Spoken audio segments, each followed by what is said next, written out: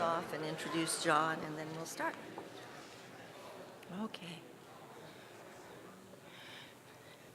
Okay, good evening. Welcome to Cambridge Forum on this chilly, chilly night as we continue our 47th season of lively and thought-provoking discussions on the vital issues of the day here at First Parish.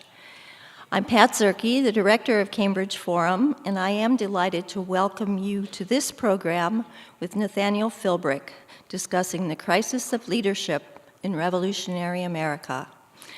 I'd like to take a moment to thank our co-sponsors for this event, and we had a lot of help from the National Park Service, the Longfellow House, Washington's headquarters National Historic Site, and Boston National Historic Park, which is the custodian of the Bunker Hill Monument, the Cambridge Historical Society, and then the moving force behind the event, the Friends of the Longfellow House, Washington's headquarters, and the Massachusetts Society of the Cincinnati.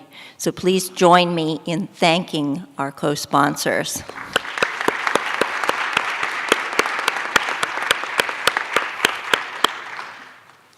There is information about Cambridge Forum on the table in the foyer where you came in. There's also information about the Longfellow House, Washington's headquarters. And there is a form on that table to which you can add your name, your address, your email address if you would like to receive information about Cambridge Forum's future programs or a podcast of tonight's program or a link to a podcast of tonight's program. There is also information about our support organization, the Friends of Cambridge Forum, and we have been able to present these programs here in Harvard Square for 47 years due to the generosity of our friends, and you are all friends or potential friends, so we thank you very much as well. We do have copies of Nathaniel Philbrick's book, Bunker Hill, A City, a Siege, a Revolution, available for sale and signing after the program, courtesy of Harvard Bookstore. They're at the table in the front, and Nathaniel will be happy to sign a copy for you. Our moderator tonight is J.L. Bell, a writer who specializes in the start of the American Revolution in New England. He maintains the Boston1775.net website and is particularly interested in the experience of children in revolutionary America. Bell recently completed a major study for the National Park Service on General George Washington's work in Cambridge during the Siege of Boston, and Bell also serves as administrator for the Friends of the Longfellow House, Washington headquarters. As you know, Cambridge Forum's public programs are recorded and then edited and produced as half-hour radio programs, aired on nationwide network of national public radio stations. Podcasts of our forum are available. Sign up on that list and back. Remember, I told you about it earlier. And in addition, tonight's program is being video recorded and will be available on YouTube. And here is our moderator to introduce the speaker and the topic. Thank you, Beth.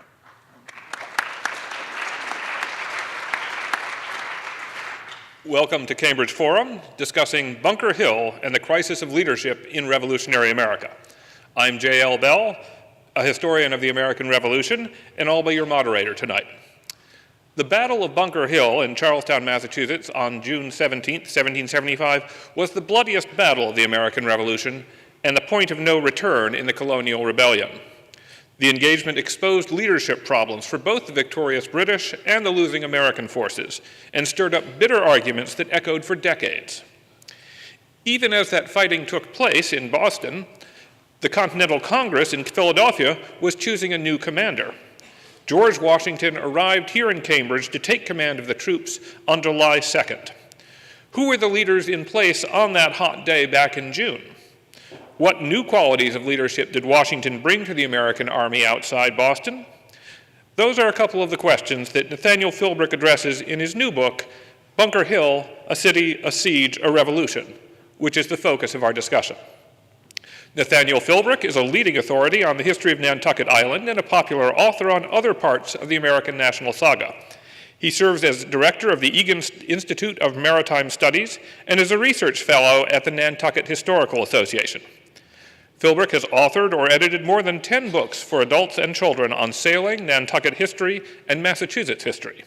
His book, In the Heart of the Sea, won the 2000 National Book Award for nonfiction, and Mayflower was a finalist for the 2007 Pulitzer Prize.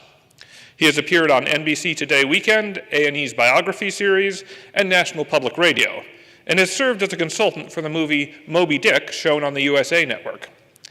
Nat Philbrick's latest book, Bunker Hill, A City, a Siege, a Revolution, which received the 2013 New England Book Award for nonfiction, combines telling details and dramatic moments to tell the story of the first real battle of the American Revolution. Please join me in welcoming to the Cambridge Forum, Nathaniel Philbrick.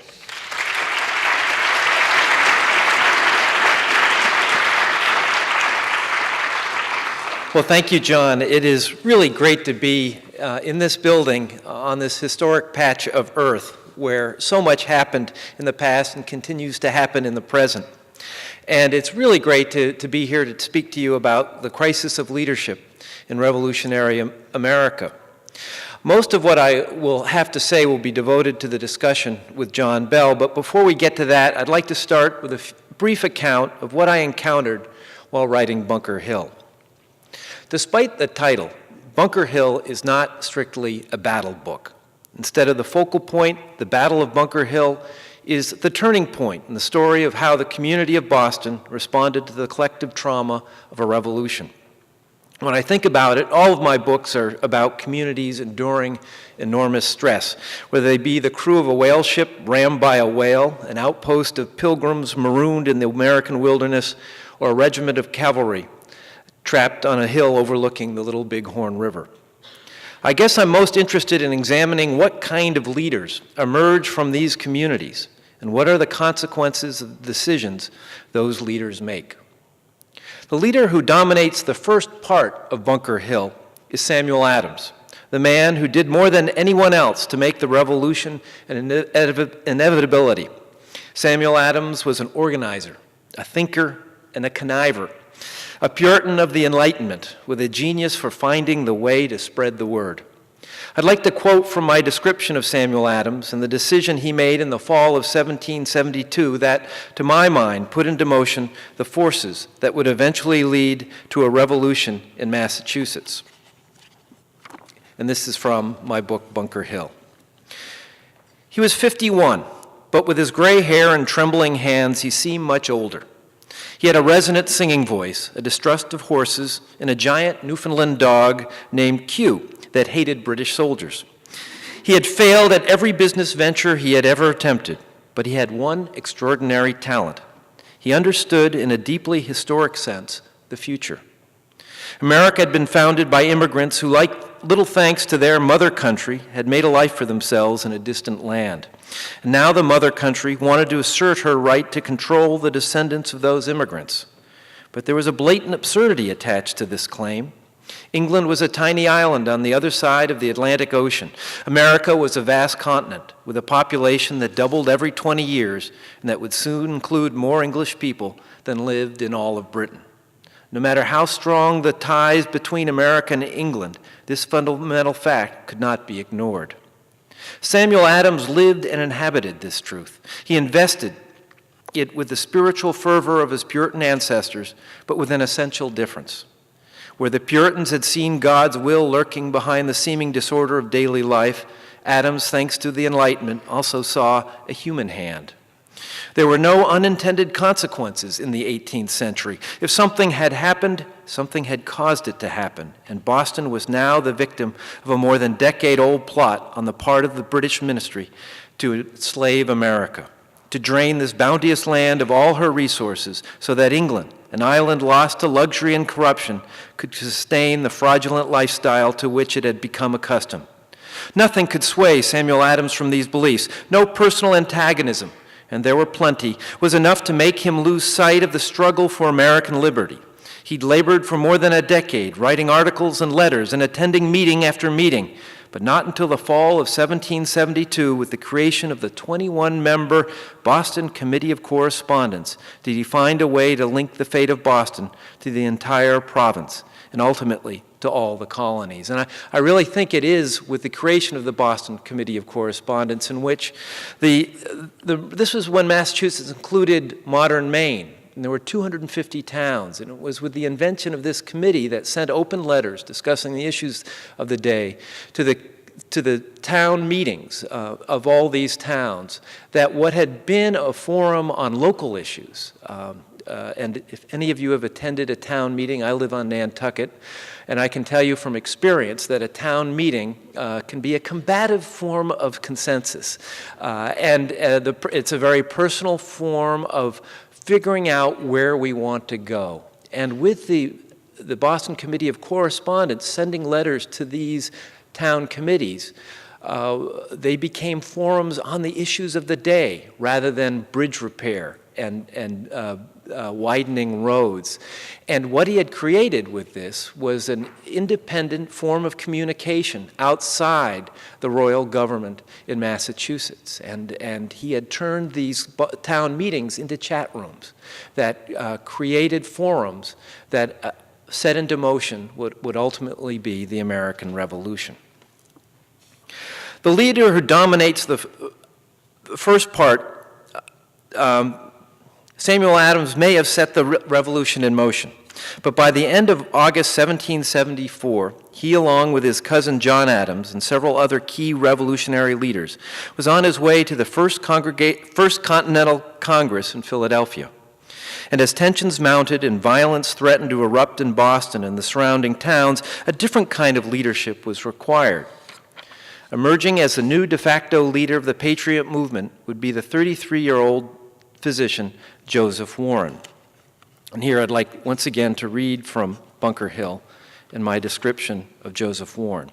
Whereas Samuel Adams was part political boss, part ideologue, Warren, close to 2 decades younger, possessed a swashbuckling personal magnetism.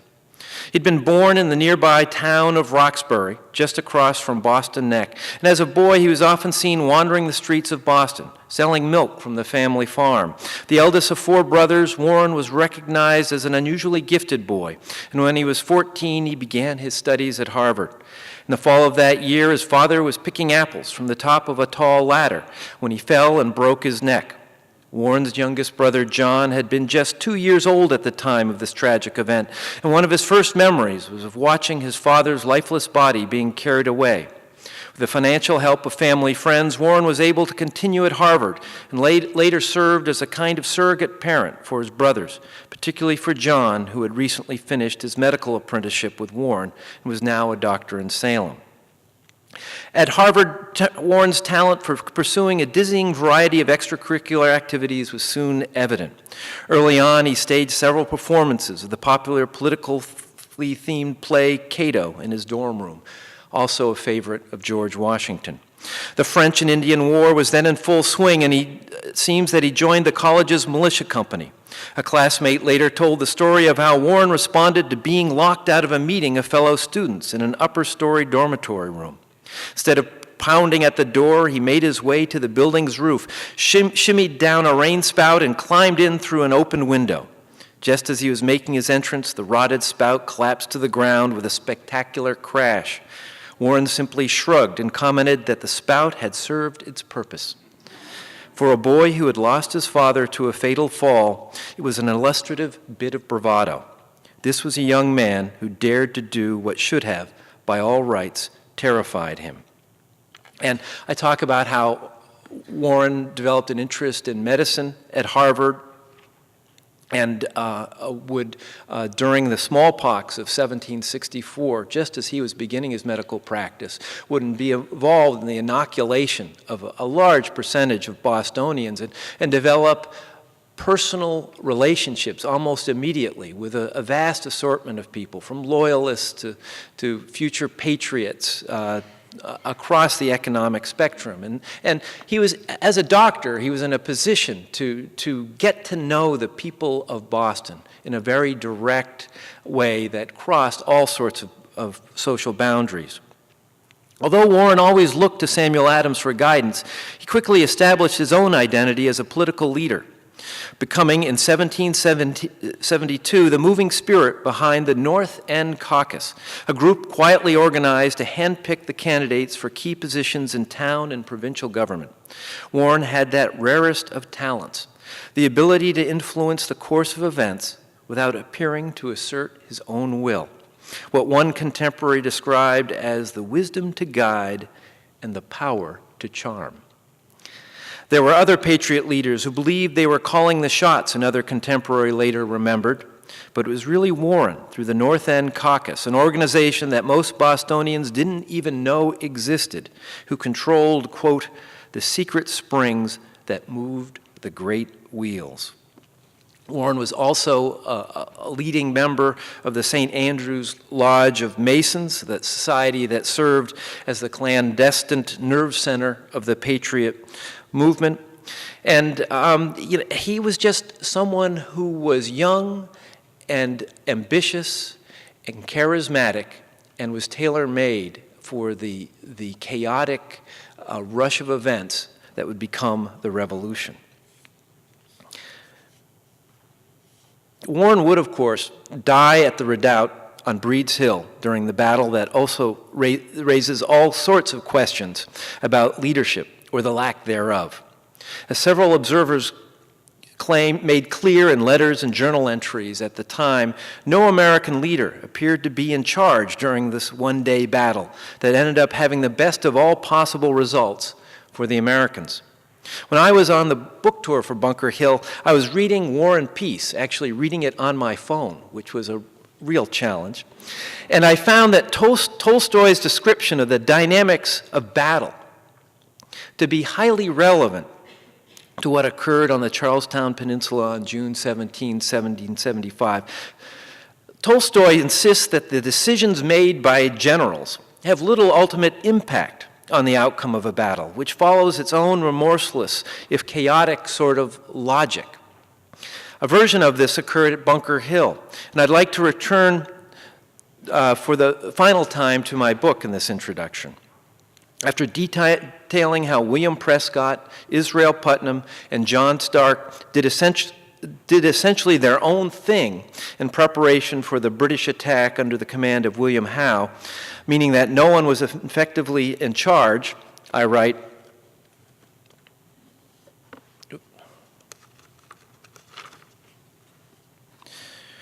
but the fact that no one was in charge wasn't necessarily all bad. There might be, in essence, 3 different commanders on the American lines, but as far as General Howe was concerned, they amounted to a single, very difficult-to-read enemy. In just the last hour, Howe, who was the British leader, had watched as the provincial fortifications organically evolved in ways of which not even he was entirely aware. Howe wasn't up against a leader with a plan to implement. He was watching 3 different leaders try to correct the mistakes of the other 2. The workings of this strange amalgam of desperation and internal one-upsmanship were baffling and a bit bizarre, but as Howe was about to discover, the end result was surprisingly formidable. It is with this baffling and bizarre example of how things seem to just happen, no matter how hard we puny mortals try to change the course of human events, that I'd like to begin my discussion with John Bell that will lead us, I'm sure, to the man of the hour, George Washington. Thank you. Thanks, Nat. You're joining us at Cambridge Forum, listening to author Nathaniel Philbrick discussing the crisis of leadership in revolutionary America revealed by the Battle of Bunker Hill. My name is J.L. Bell, and I'm going to ask Nat Philbrick some questions about that busy summer of 1775 outside Boston and what it can tell us about the search for American leadership. I'll start by going back 2 months to the dramatic events of April 18th and 19th, 1775, and what do those days tell us about the Massachusetts leadership and especially about Dr. Joseph Warren?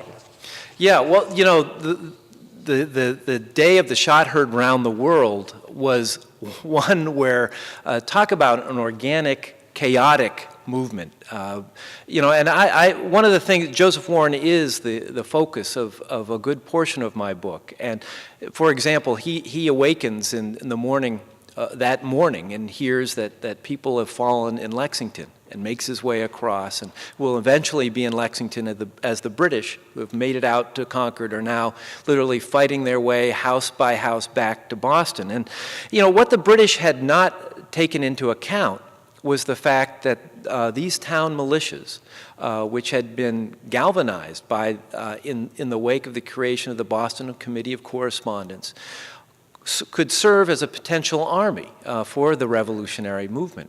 And the spontaneity of, these were cellular in their organization.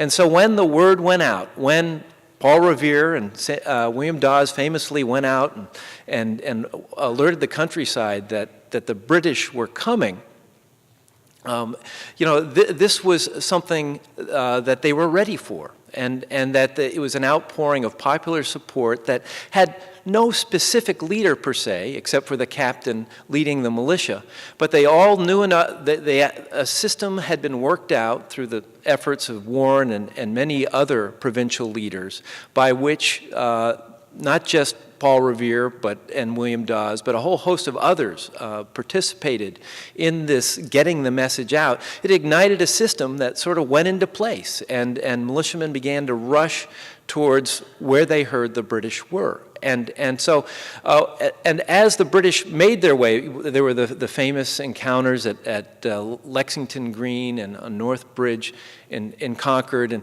And the more you look into those, the more disordered they are. Clearly, no one was taking charge in those situations. And all sorts of misinformation, miscommunications erupted. And so it's, what I came away with, it was not, just noble militiamen rallying to the cry and defending American liberty. It was a series of, it was the kind of life we lead today, of chaotic stream of events put into place by the alerting of the countryside, and all heck breaks loose. The British are there to find the arms. They never find much. And as they make their way back, what is begun as kind of an operation into the American hinterland becomes a desperate struggle back. And skirmishes begin to take on the aura of just a terrible form of warfare. House by house, street by street, prisoners being executed. Just a horrible kind of civil war, really. And I think this frightened everyone and angered everyone and provided the impetus that would really push New England in the direction that laid the groundwork for the Battle of Bunker Hill. The beginning of war seems to have required a shift from this sort of collective decision-making in the town meetings and these committees and the North End Caucus to a more hierarchical decision-making with individual authority. And at the top of the army at first was Artemus Ward, who's a name you haven't mentioned as a major leader. What can you tell us about Artemus Ward and his leadership style? Yeah, well, I think Artemus Ward has gotten kind of a bum rap. He was someone who is essential at this time. You need someone to be in charge of a process by which it's really impossible to be and no one person can be in charge of revolutionary forces exploding. And he was attempting to provide the beginning of an army, an organized army, an almost impossible thing to do when it came to New Englanders of this time, thanks to town meetings in which people were used to having an input on when anything was decided. These were a group of Army privates who, when an officer told them to do something, they'd say, "Wait a minute.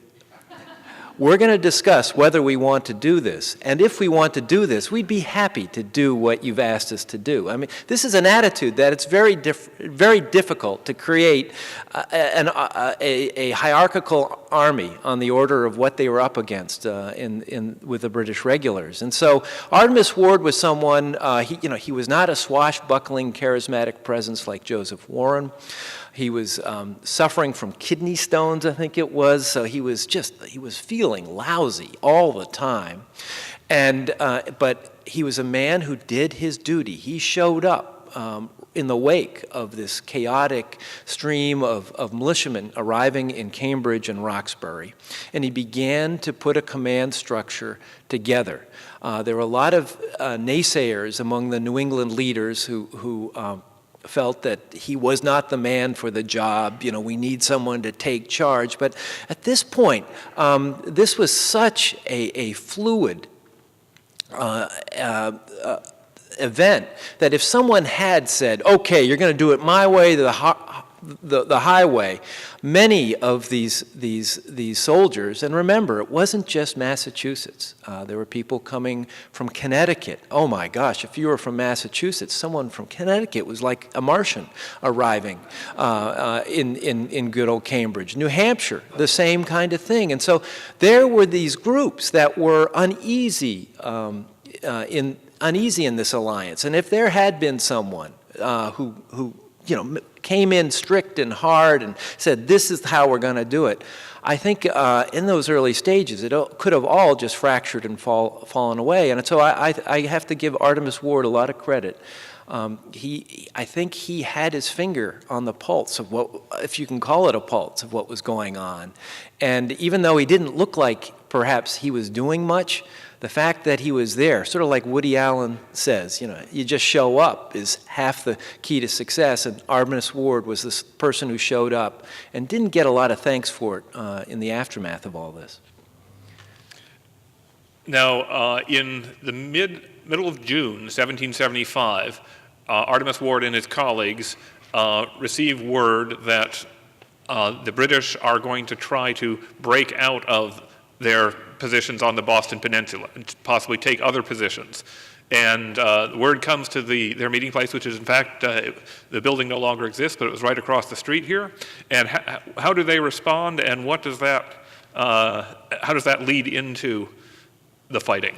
Well, it's a little murky, given what records have come to us. But what seems to have been the original plan was they wanted to delay, perhaps postpone this move by the British.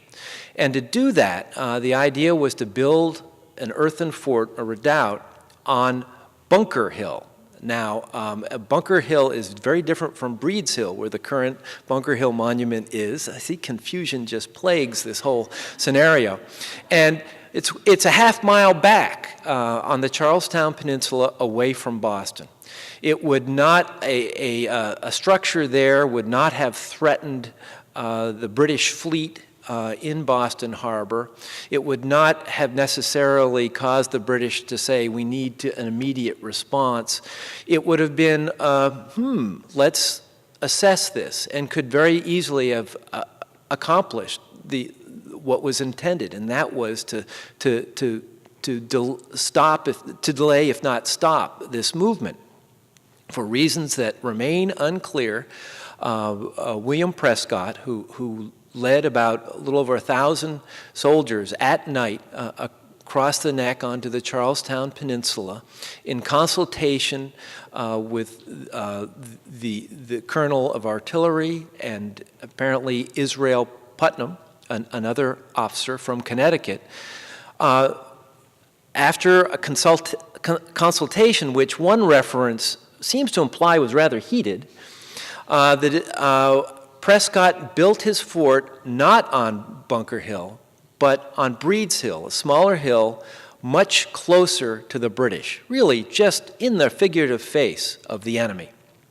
And so that when dawn arrived on June 17, 1775, and the British saw that here was a fort from which a cannon could potentially not only fire upon the British warships, but Boston itself, the decision was made, we need to respond now. And so instead of delaying the British, which seems to have been the intention of Artemus Ward and his family of officers, this, by building it on Breed's Hill, provoked a British response. And so this was something which Ward was not prepared for. And so this threw everything. Suddenly the British were hammering this redoubt with the cannons from the various ships anchored around the Charlestown Peninsula, and 2,000 British regulars were getting ready to invade the Charlestown Peninsula, and suddenly Ward was confronted with, now what do we do? And thus begins the chaotic beginnings of the Battle of Bunker Hill. And this is a question which a lot of ink was spilled on in the 19th century. Who was in command on that peninsula? Very good question, John. Who was in command? And I think, as I alluded to in the passage I read from, no one seems to have been in command. But there were three leaders who clearly were giving orders in their own localized part of the battlefield. Initially, there was William Prescott, who builds the redoubt. And then builds what is known, when he realizes daylight comes and he says, whoa, my left is completely exposed to the enemy who can just march up around my redoubt and let me have it. I need to build a breastwork, it was called, on my left. And so his men, as soon as daylight comes, begin to feverishly build this. And then at some point after that, soldiers primarily from Connecticut begin to realize, oh my gosh, there's a swampy area to the left of the breastwork, but now it's open all the way across the width of the peninsula to the Mystic River. Hey, here is a stone fence with the beginnings of a wooden fence atop it.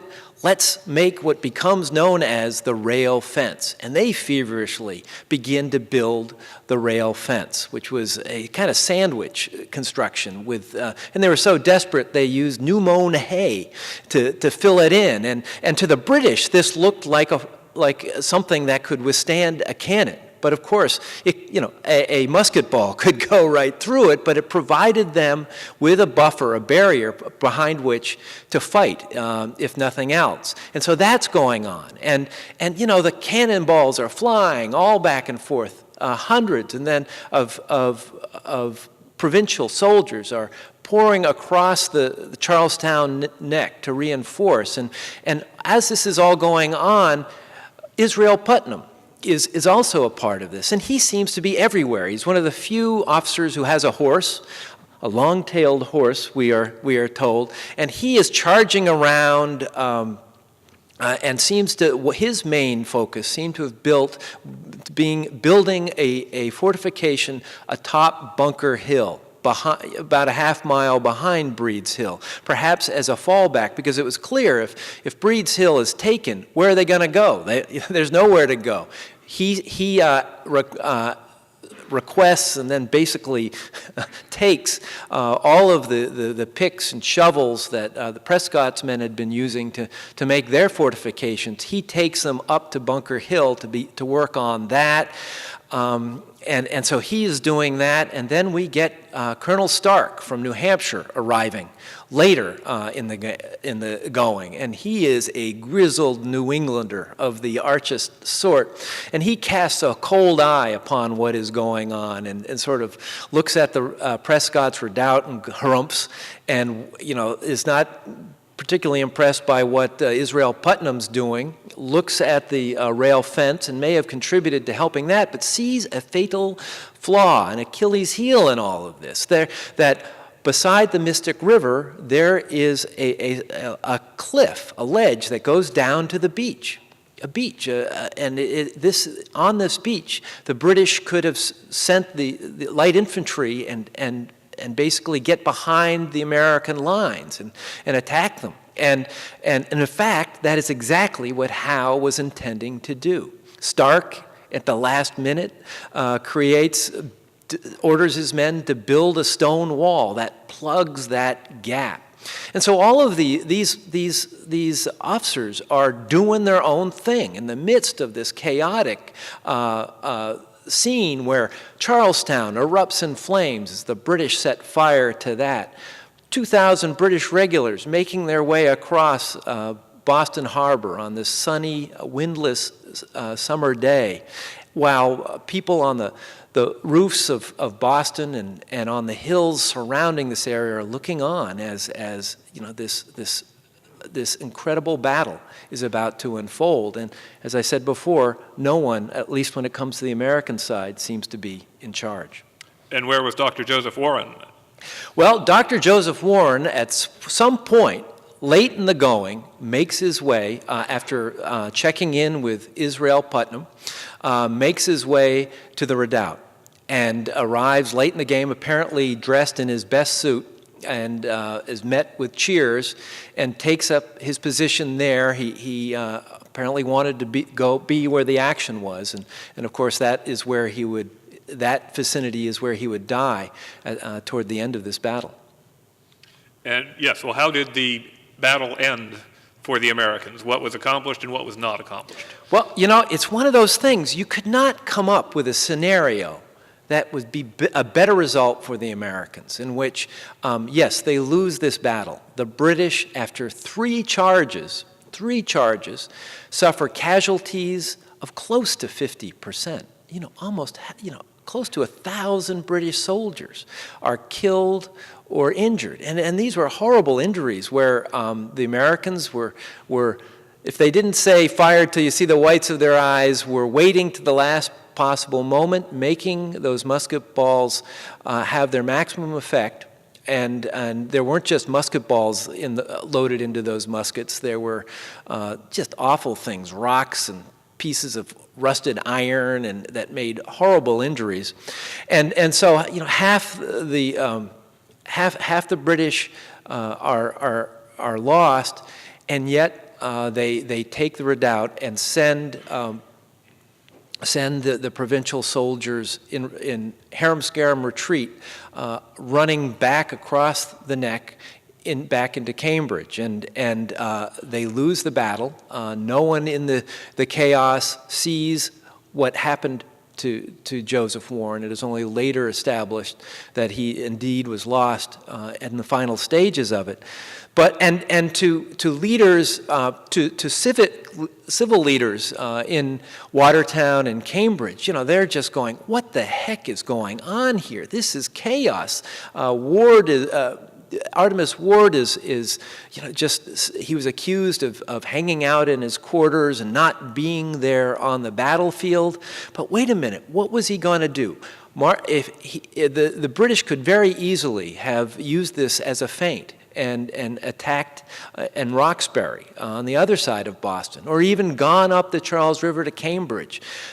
He had a tremendous amount of space to cover, and he needed to keep some of his men in reserve in case this happened, or all would be lost. And so, but he did not provide that spectacle of someone up there in harm's way. He was not a Joseph Warren, and so he became an easy target, accused of cowardice and ineffective lassitude. But I really think he was doing just about all he could do, given what a left turn this battle had taken very early on in the day. And so it was an American defeat. There were many American naysayers said, if we had had someone like a Washington here, this could have been as great as Lexington and Concord and been the victory that won us this conflict. But in actuality, this worked out about as well as it could. As Nathaniel Green from Rhode Island would say, if we could sell the British another hill at the cost of Bunker Hill, we'd be glad to do it. Meanwhile, as the storytellers say, in Philadelphia, the Continental Congress was at that on those very same days, appointing a new commander-in-chief for this army, and it was going to take responsibility for the New England Army. And who was that commander-in-chief, and what background, military background, did he bring? Why did they choose him, of all people? George Washington, of course. Well, if there was only one person wearing a military uniform at the Continental Congress, and that's a pretty good hint. But no, seriously, Washington had, compared to your average British general, he was not did not have deep military experience. He had been a Virginian planter for the decades prior to this. But as a young man, he had been at the center of action. Basically, he was responsible for beginning the French and Indian War. Although I write a lot about maritime and New England topics, I was born in Pittsburgh, Pennsylvania, and so I grew up with Braddock Avenue and the Three Rivers and all of that history, and that's where Washington was, not only in the series of skirmishes with the French that would bring on the French and Indian War, but he was there with Braddock, and it's a miracle he survived, but he did, and he saw a lot in these battles and seems to have learned a lot in these battles. And he wanted nothing more than to be a British officer, and he never received that invitation, and thus was ceded the Washington's future as an American military leader. And so his experience was in the past, but one of Washington's greatest assets was his appearance. I mean, he looked like a leader. He was tremendously tall for his time. He was, 6.5 feet tall at a time when most people were a foot less. He had that look. He was not a braggart by any means. He had, earlier I described Warren's ability to speak with people and subtly turn them around to his own way of thinking without them realizing he was doing that. Abigail Adams would basically say the same thing of George Washington.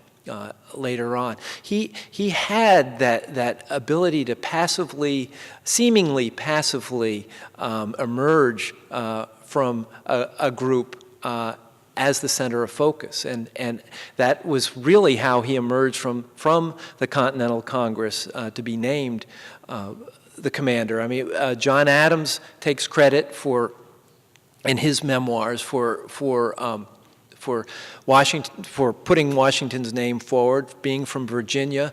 That was an astute move because the concern among many colonies outside New England was that these New Englanders who had started this revolution might use it as an excuse to defeat the British there, and then, because they were known for their warrior status throughout the series of French and Indian wars that began with King Philip's War in the previous century and went on for 100 years, they were experienced fighters, what compared to most colonists. And the fear was that they were going to then turn what began as a revolution and a war and turn the war against the colonies to the south and take over the British colonies. That was the fear. And by giving the command to Washington, a Virginian, that helped lay those fears to rest. Our picture of Washington is often based on him as president, which was many years after this. When he came here to Cambridge, he was only 43 years old. What other experiences did he bring besides his early wartime experience? Had he done anything else that would prepare him for leadership? Well, he had managed a very large plantation, a very complex organism. And, and it involved him in a daily process of giving orders, of looking at what needed to be done and making it happen. And he was used to a hierarchical society, really, where, people did what you told them to. He had a large number of slaves, obviously, on his plantation.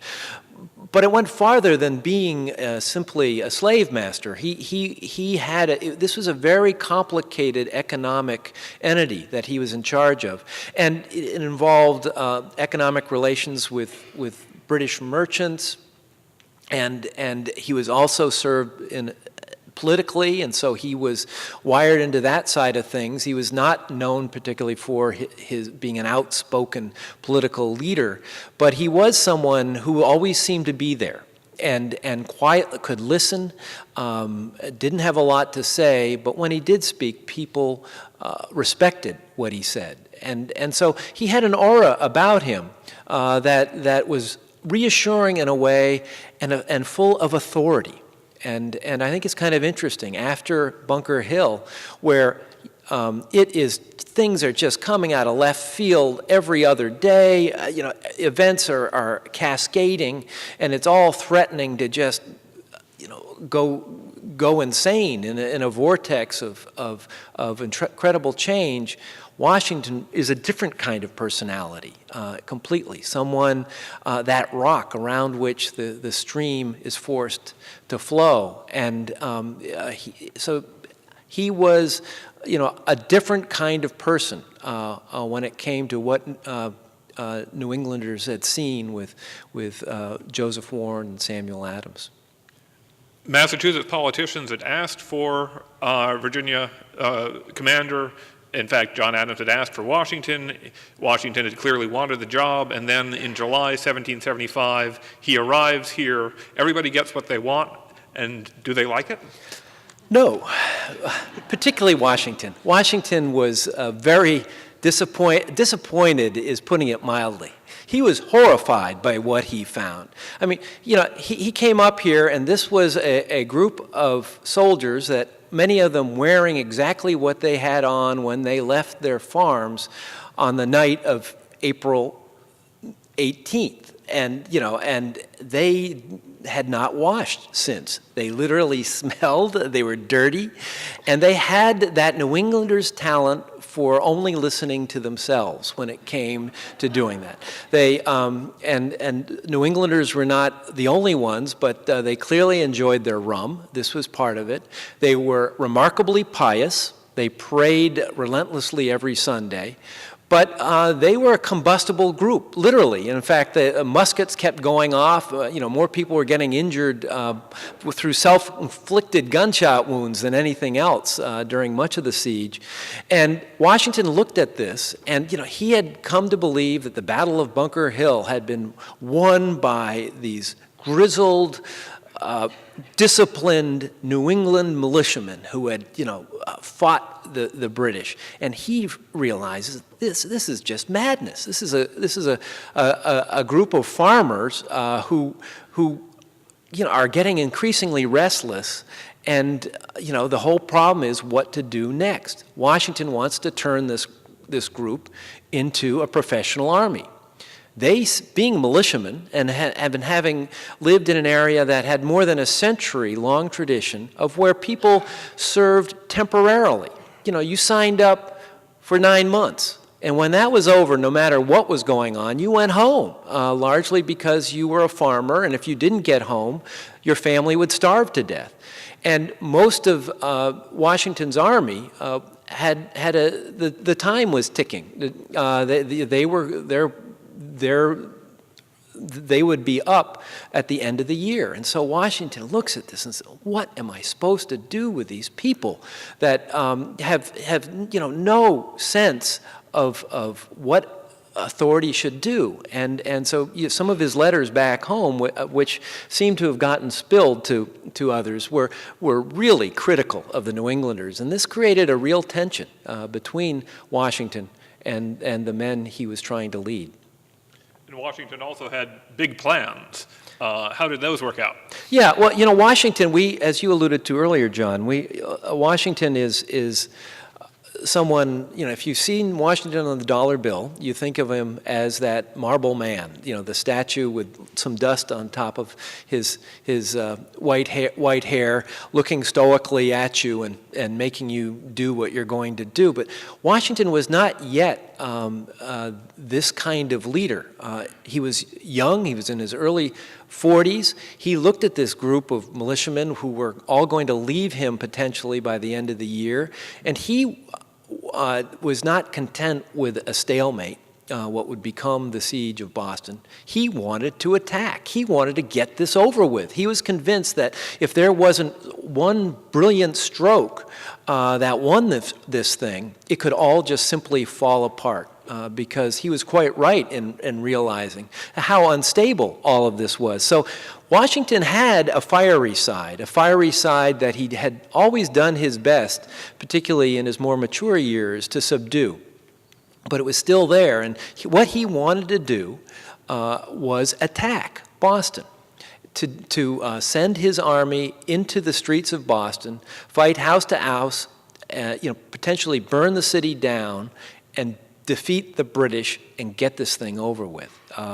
The Continental Congress had made it clear that before Washington could do anything like this, he had to confront his Council of War. And every time Washington would bring up proposals of this kind, and he would repeatedly bring them up from the fall of 1775 into the winter of 1776, they would, till the very end, turn him down. And one of the things I say in this book is probably a good thing they did. They did not have the artillery, the gunpowder they needed. The men were not a highly trained group of soldiers, and that could have easily resulted in the annihilation of his army, and a terrible defeat, rather than the victory that won everything. Washington was able to take some initiatives during the siege. What were some of his more important decisions? Well, there are a series of things, and it's interesting watching Washington work. I mean, and he was angering many of the militiamen because what he wanted to, there's a new general in town, and he codified what was going on. You had to wear, if not a uniform, at least signs of what your rank was. Also, the Cambridge smelled horribly, so sanitation was something he quickly began to address. All sorts of regulations began to pour out of Cambridge here, and changing things, and he went about this and one of the great problems he had inherited really from the Battle of Bunker Hill had to do with the artillery regiment. It had been an embarrassment at the Battle of Bunker Hill. The officers whose greatest abilities were the fact that they were related to the colonel, meant that when the battle began, many of them fled the battlefield without bringing their cannons to play in the battle. And and Israel Putnam in particular blamed the officers of the artillery regiment by their cowardly behavior, inciting the other soldiers to follow their example and creating this kind of chaotic retreat. And so Washington needed to clean house when it came to the artillery regiment. But what to do? Who to go with? It was clear that there were some officers from Massachusetts who considered that they should be next in line. But it was early in the fall, by the fall of 1775, Washington had been met and impressed by a young officer, 25-year-old Henry Knox, and who freely admitted that the only thing he knew about artillery came from the books he sold in his bookstore, and God bless booksellers. And it shows you that book learning can go a long way. But he was smart. He was physically of Washington's stature, if not quite, but of the roly-poly sort. And he seems to have had just a winning way about him. And he caught Washington's eye. And John Adams once again comes into the conversation and becomes involved in following Washington's lead or initiating it and saying, how about Henry Knox to lead the artillery regiment? Now, this was kind of an outrageous thing to do. A 25-year-old bookseller is going to become the head of the artillery regiment. And if this was announced to this unruly group of militiamen, all heck was going to break loose among his officers. And so he was really smart about this. He decides in November of 1775 to send Henry Knox on a secret mission to go 300 miles to the north to Fort Ticonderoga and bring back the dozens of cannon that are there and somehow get them to Boston. Because if they were going to force the British out, they needed artillery. Knox quietly goes off, bringing in his younger brother in on this, and up they go. And while he's up there, word comes out that the new colonel of artillery will be none other than Henry Knox. There's a firestorm. What? You cannot believe? What? And so, and some of the letters are just horrific of, and I won't name names, but read John's blog if you want to get those. But it was, it all happened. But Henry Knox wasn't there. And in January of 1776, he arrives with those 50 sledges, pulled by horses and cattle, bearing these tons and tons of cannon that have made their way down the Hudson, on the ice, across the width of Massachusetts, to Framingham, and then ultimately to Dorchester Heights. And so it's clear that this guy has some abilities, and he begins the difficult work of turning this artillery regiment into what will become a crack outfit. And how does that help end the siege of Boston and this first campaign of the war? Well, it was almost more symbolic, really, than anything. Because, the fact of the matter is they didn't have much gunpowder. And so if they were going to, and cannons require quite a bit of gunpowder, a lot more than a musket. And if you're going to get yourself into a shooting match with cannon, it requires a lot of gunpowder, and they didn't have any. So it was really a game of leading the British to appear that we were a lot stronger than we were. And the strategy that led to that was the famous building of fortifications atop Dorchester Heights, where just a handful of those cannons were placed and made the British realize that artillery from this peak could have a devastating impact, not only on the soldiers in Boston, but in the fleet in the surrounding Boston harbor. And so that brings us to the end of the siege of Boston. What did General Washington learn about being a general during those months, and what did the Continental Army and the Continental Congress and the people of America learn about General Washington? What did Washington learn? It's interesting. The more I look into it, he got a huge dose of reality, and we all need this. Any leader can have plans, and inevitably those plans do not work out as planned. And Washington from that realized that, how this whole siege of Boston turned out was basically contrary to the plan he had. His plan was to attack. His plan was to take this by force and win it all with one brilliant stroke. But it didn't go that way. And almost contrary to him, the winning strategy had been taking the artillery to Dorchester Heights, a plan, by the way, that was originally, if it can be attributed to anyone, was none other than Artemus Ward, which gets lost. Washington only reluctantly agreed to do that. So, and even at the end, Washington was basically angry that was the strategy that had made this happen. He was hopeful that the British were going to attack him on Dorchester Heights, and he had ready hundreds, if not thousands, of American soldiers ready up the Charles to come down in boats and attack Boston at Boston Common and create and come through the back door. I mean, this was nuts because the British were completely dug in.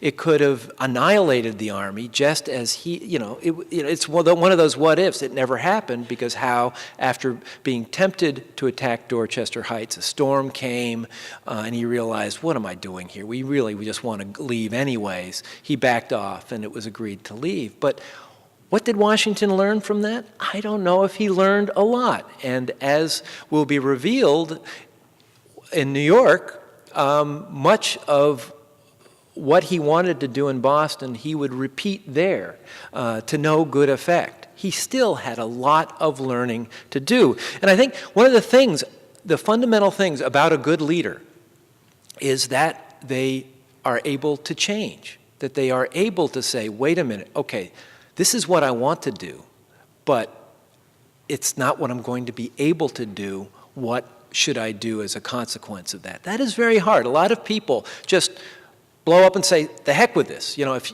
I'm not going to do it my way, I'm not the man for the job. Washington realized that there really wasn't anyone else for the job. And it's interesting, even at this early time in Boston, and by December of 1775, he's writing letters to Joseph Reed, who's at this stage briefly a kind of confidant, and where he's talking about just these kinds of issues. Okay, so if I can't do this, maybe I should do that. And please tell me what they're saying in Continental Congress. Let me know the bad stuff they're saying so that I can adjust myself to make things work. I mean, that is remarkable. That is the ultimate sense of personal confidence, that you're asking for input, much of it negative, and willing to listen to it to make yourself a better leader. And that would be Washington's great strength. But I think, one of the other thing, he was pig-headed. He would follow this strategy that he wanted to implement in Boston for months in the future when it came to the whole New York and Long Island campaign. But that very doggedness, I think, meant that when he did begin to realize that that strategy wasn't going to work, once he had begun to change his attitude, that doggedness contributed to his ability to keep hanging in there throughout it all. And that, I think, is really his most miraculous quality, his sheer ability to endure hardship, not lose hope, even though he clearly by his letters there were times when he pretty much had lost hope, but he continued to stay at it, and that is a remarkable characteristic. You're listening to Cambridge Forum as we continue our discussion with Nathaniel Philbrick on Bunker Hill and the crisis of leadership in revolutionary America. At this point in the program, we'll take questions from the audience. Please line up at the microphone here and limit yourself to one well-phrased question. And our first questioner here is Dr. Sam Foreman, who has written a biography of Dr. Joseph Warren.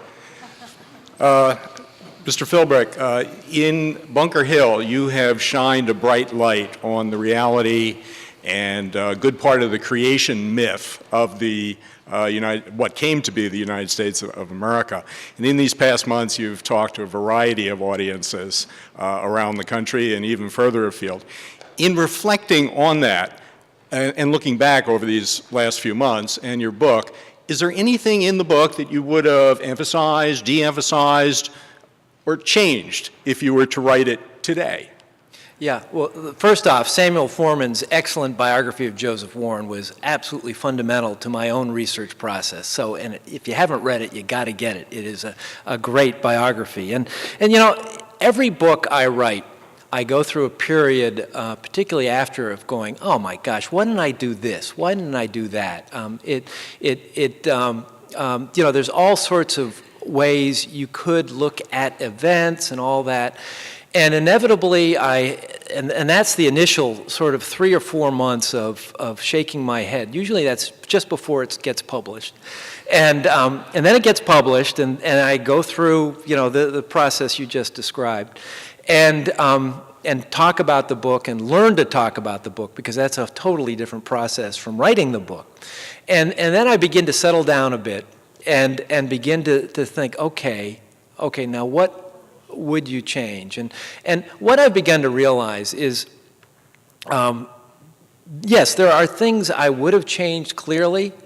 I'm not going to necessarily go into them right now, but what I would say is this.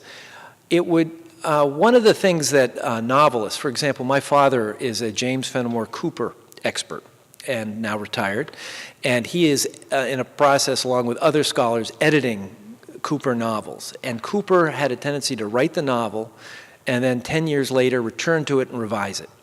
And inevitably, the revisions just make it a worse novel. They blunt the edges. And they make it, you're not in that same spontaneous act of creation. And for me, my books are not strictly quantitative analyses of something. They are an attempt to evoke a time.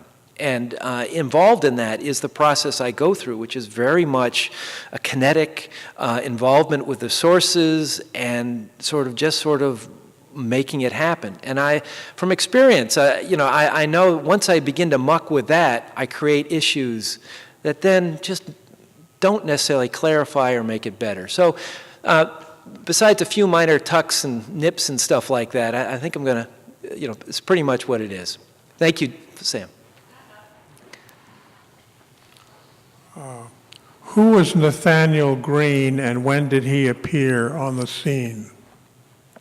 Well, Nathaniel Green made a remarkable transformation from a private to a general. I don't know if anyone has ever made that leap, but he was from Rhode Island, raised as a Quaker, but as Melville describes the Nantucketers, he was a Quaker with a vengeance, in which he embraced the art of war. He was highly organized, incredibly articulate. His letters are terrific. And young, in his early 30s, but one of those guys, very similar to Henry Knox, in that he had just an intuitive love and ability when it came to this kind of activity. And Washington, he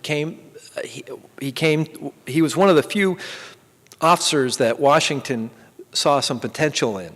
His men were organized, were clean, had tents. They looked like a professional army, and he quickly became part of Washington's extended family and someone he would trust. And along with Knox, would be with Washington for the duration of the war. And his letters, I find, are extremely instructive when it comes to what is going on, what are people thinking, and tracking his letters to his family back in Rhode Island, you can see how the officers, during the fall of 1775, are beginning to think, this isn't about our beef with Parliament. This is, the only thing that's going to work is independence. Because up until this time, this was not what this was all about.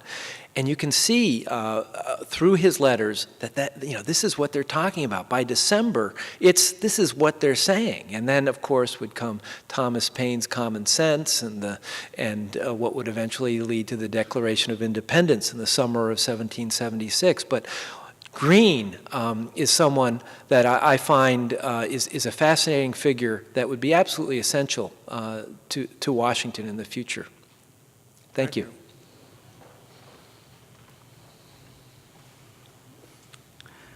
My name is Warren Little. I'm happy to be representing the Massachusetts Society of the Cincinnati here tonight.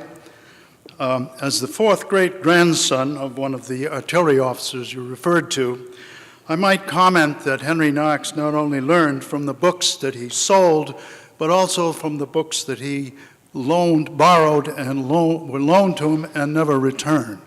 That's another whole story.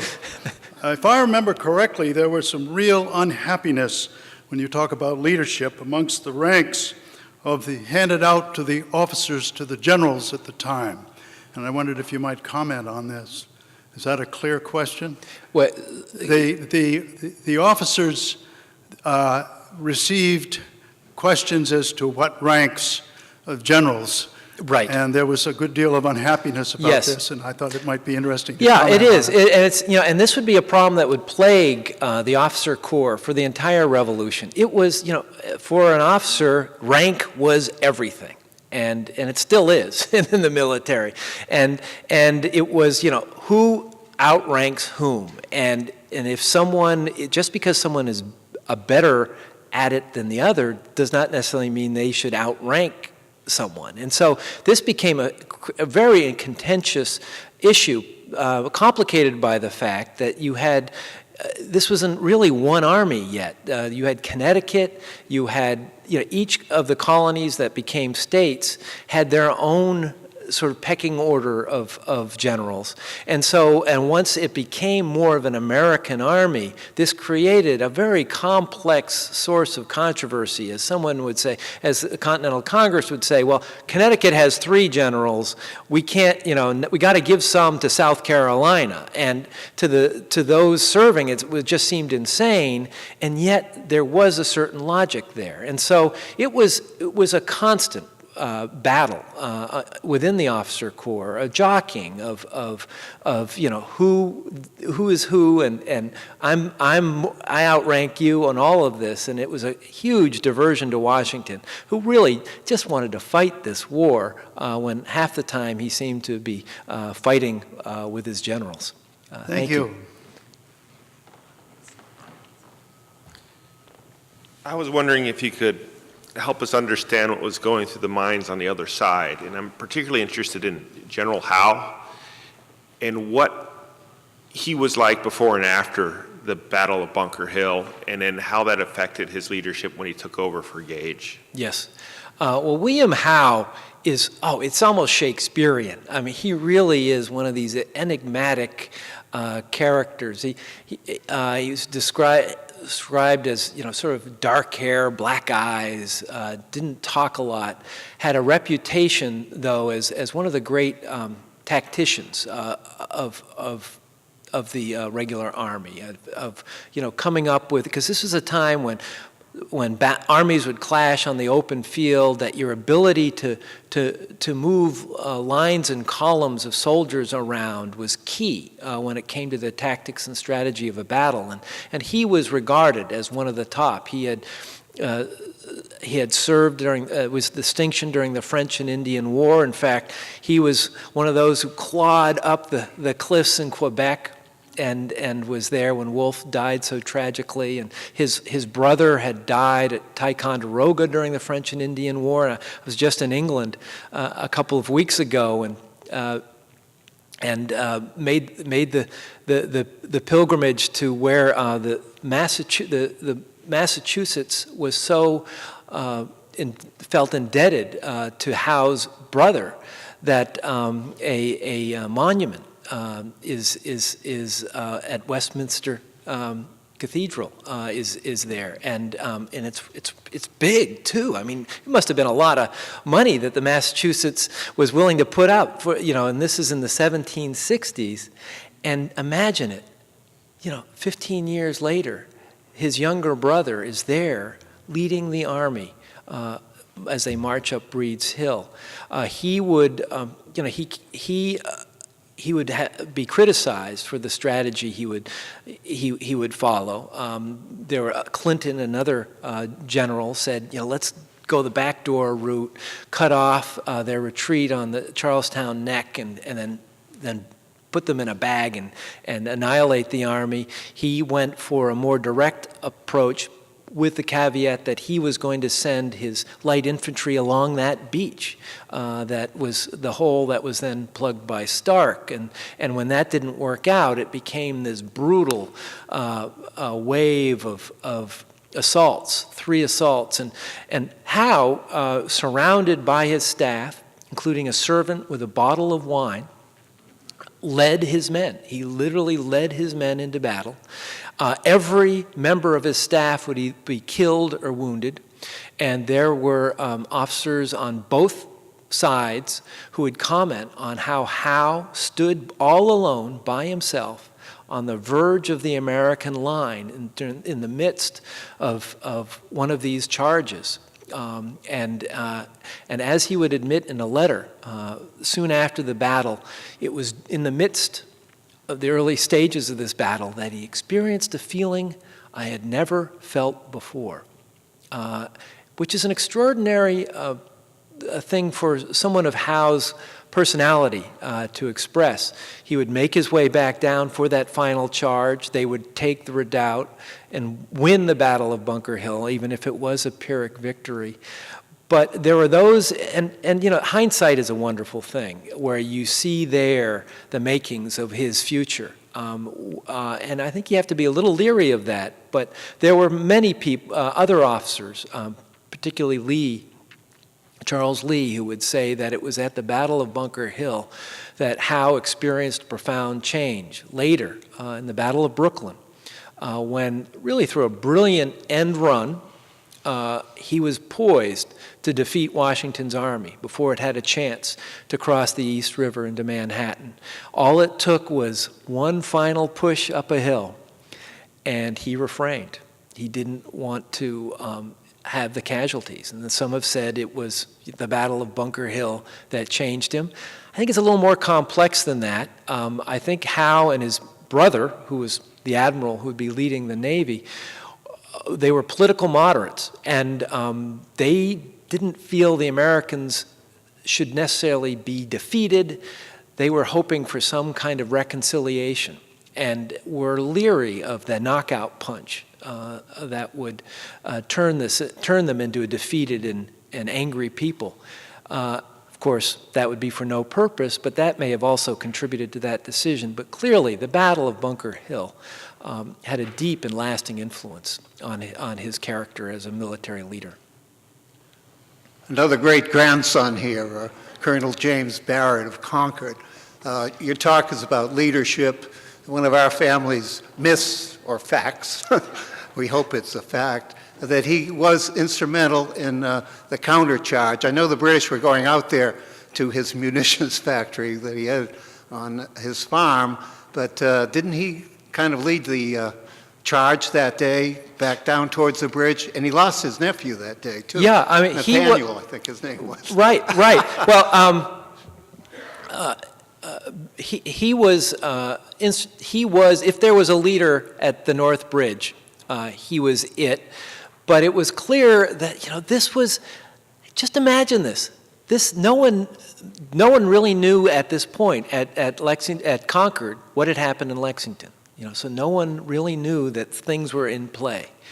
There's this indecision. What are we doing here? Are we trying to incite conflict? What is our job? Are we here just to sort of protect our town? Are we here to, attack the British? No one knew, and there was discussion, and what would spark the shot heard around the world would be misinformation. There was a fire broke out in Concord by accident, and the British threw water on the fire to put it out, causing a cloud of smoke to go up. The Americans over on the other side of the river think, oh my gosh, the British are burning our town. We have to go save it. And so hence the confrontation at the North Bridge. The opposite was the case, but so it goes in war. And that's what sparked it. And so, it was clearly, and so that confrontation occurs, then what? What do? Do you continue fighting? Barrett would retreat basically with some men, while others would go to the other side. And eventually, as the British, as we all know, began to retreat and head back to Boston, the whole Battle Road scenario would unfold. But I think your ancestor is an example of how difficult this was, and how the leaders that emerged were the people that were the leaders in the community under circumstances that were not necessarily warfare, that were just living. And so he was one of them that made it happen. Great. Thank you for the question. Thank you for your comments and for your book.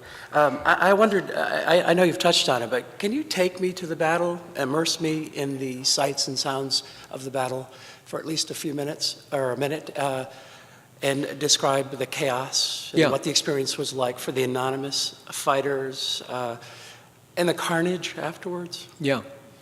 Well, you know, warfare at this time was really personal in a way that it isn't.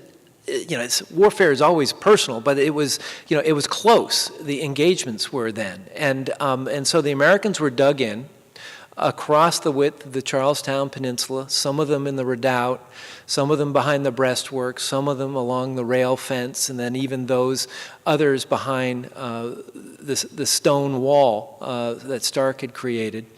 And you know, here they are. They're behind there, and it's hot, and they've been digging. They're sweating.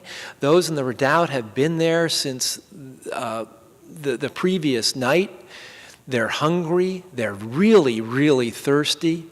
And they're scared because they're watching 2,000 British regulars make their way across Boston Harbor, being rowed on this beautiful sunny day, their bayonets glinting in the sun, as thousands of civilians are watching from the roofs and steeples of Boston, from the hills, the surrounding towns, as all of this unfolds. We have a wonderful letter from British General John Burgoyne describing the jangled nerves that everyone had, the sense of anticipation as they're watching, you know, what the fate of the English-speaking world may be decided in what transpires next. Howe leads his men up in what was described as a straggling line as the British make their way up the hill towards the Americans dug in. This is not a golf course they are going over.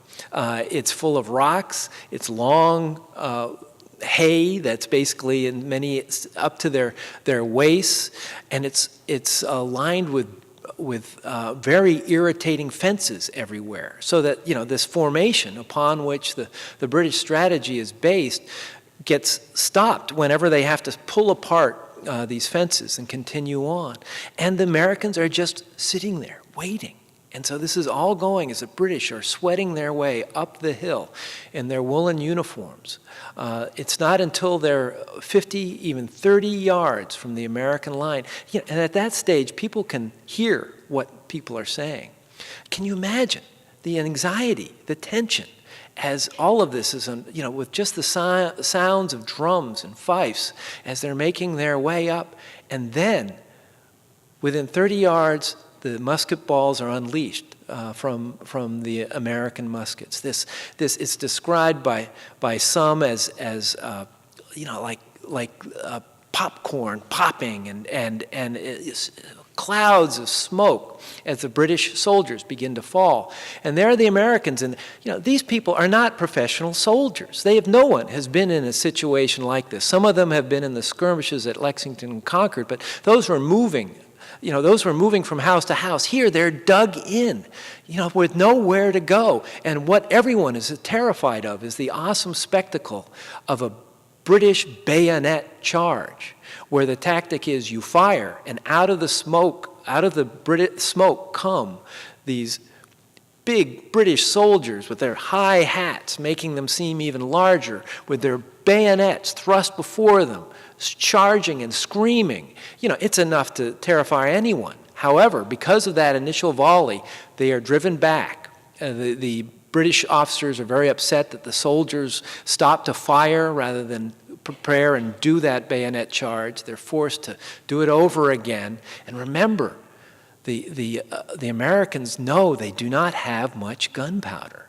And it's frustrating because behind them, up on Bunker Hill, they can see hundreds, if not thousands, of their compatriots basically just milling around, not coming to their aid. And so they're going, what the heck is going on here? And many of them are saying, are we being left to die? The second charge occurs. Pretty much the same thing. The British are staggered and come back. And then now everyone on the American side knows we have hardly any gunpowder left. And here they come again. And the one added factor is while all of this is happening, the town of Charlestown is burning. It's an inferno, sending this pall of smoke across the battlefield. And it's this bright form of heat. And as one British officer would say, it was the hottest battle, any of them. And some of these guys were grizzled veterans of the European wars from the 7 Years' War. It was the hottest. It was not only the hottest temperature from the fires of Charlestown in the summer day, it was also the hottest fire any of them had experienced. And so up they go for that final charge. And on this final one, the British that are approaching the redoubt are shouting out, "Conquer or die, conquer or die." And finally, when they finally make it through and are now on at the base of the redoubt, they've got their swords in one hand, their muskets in the other, and up they come. By now, the Americans are throwing rocks because they've run out of gunpowder. They pick up their barrels of their guns and begin to use them as clubs as the British come over. And the British cannot believe. It's contrary to usual military protocol for people to remain in a redoubt as that's coming over. Usually you're long gone, but there they are. And so the smoke inside the redoubt is blinding. It's dark. You can't see a thing. And they're punching, they're stabbing as Americans flow out and just run pell-mell towards the neck in the safety of Cambridge. And so all of this is happening. No one knows what is going on. They're terrified. This is the big turning point in which what had begun as supposedly an ideologically driven thing goes from a few skirmishes to out-and-out war. Thank you. I'm getting pretty worked up hearing that description. I'm ready to go out and join the battle almost. Thanks. First of all, I'm just curious, were the British soldiers mostly or entirely mercenaries? But then what I really got up to ask about, right outside this window in the old burying ground here is a stone marker to somebody who died as a result of wounds at Bunker Hill, if I'm not mistaken. It can be seen from the sidewalk that runs along the beginning of Garden Street. And I wonder if you could comment about that or any other markers that you know of right here. And then there's another stone tablet over by Littauer near the Harvard Law School, which commemorates, was he a Colonel Putnam, joining with something like 1,600 men in prayer before going over to Bunker Hill. So right here, just within yards of where you're talking, are these that took place right here, and I just wonder if you could comment on any of those or others that you know of. Well, thank you. For me, part of my research process is going to the places. I never quite know how much of it gets into the book, but it's part of it makes once I have a sense of the geography and the topography, it provides a mental space in which I can then inhabit with the characters and the unfolding of events. And you're absolutely right. We are here in the midst of where history occurred. I mean, imagine this green. This was full of soldiers as in the morning of June 1775, they realized we've got a battle on our hands. We've got to get soldiers out there. So the word has gone out, and companies are running from the structures around here. The dormitories of Harvard were barracks for the soldiers, as were some of the churches. And they're running out, putting on, many of them don't have uniforms, most of them don't. One company that did have uniforms realized, hey, we're going to be the only ones out there with a uniform, so they put their old ratty clothes on the outside of their uniforms just so they would be less conspicuous during the battle. That sort of shows you where the Americans were coming from in all this. But, this is where it was all happening. And, for me, so much of the research process has been getting historic maps of Cambridge. There's some wonderful ones, all of them pretty much made by the British, who had a long time to work at them during the siege. But I blew them to poster size and had them sprinkled around my desk, and with a marker would, make notes to myself, and I also used them when it came to trying to figure out where people lived in Boston, and and if they went from here to there, how would they have gone, that kind of thing. But when it comes to the battle, the Bunker Hill Monument is a tremendously moving memorial. The book I wrote prior to this, The Last Stand, about the Battle of Little Bighorn, I've now been to that battlefield 7 times. And each time I go to a place, particularly before I write the book, it's a process of just getting the general lay of the land. It's after a first draft that I begin to know enough that I have specific questions that I want to answer, specific places I want to see. And so that's when going to the places becomes tremendously important to me.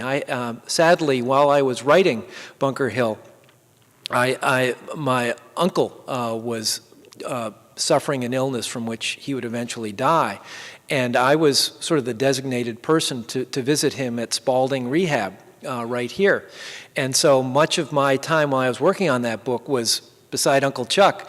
But I would then, to get out, would walk around here.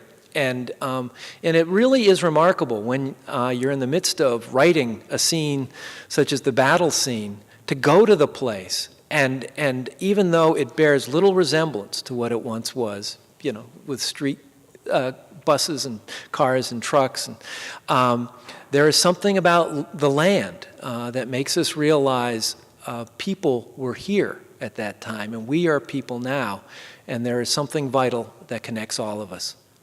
Thank you. Last question. Okay, all right. Can you talk a little bit about the propaganda aspect of the battle in terms of when word got back to England and the British lost, Yeah. They had no idea they would lose this many men, and Right. there were a lot of British politicians who said this is a wasted effort, almost like our fiasco in Vietnam, and and how this whole battle really affected, the British. A lot of them got buried, I guess, central burial ground, unmarked graves, and the British were trying to cover up, I guess, what they had suffered at this battle, although they didn't, as you said, it was a Pyrrhic victory for them. Yeah, well, it was a propaganda campaign, and this was one of Warren's great strengths. He was immediately after Lexington and Concord, was elected president of the Provincial Congress. He would be the leading personage in the Committee of Safety, which was effectively the executive branch of the provincial government. So he had both sides covered, and one of his the first responsibilities was to win the propaganda aftermath of Lexington and Concord. And the way to do that was to have the best and most thorough account, the most convincing account, and get it to England first. Because really the 900-pound gorilla in all of this was the Atlantic Ocean. It's 3,000 miles wide. It takes more than a month for a ship to get across it.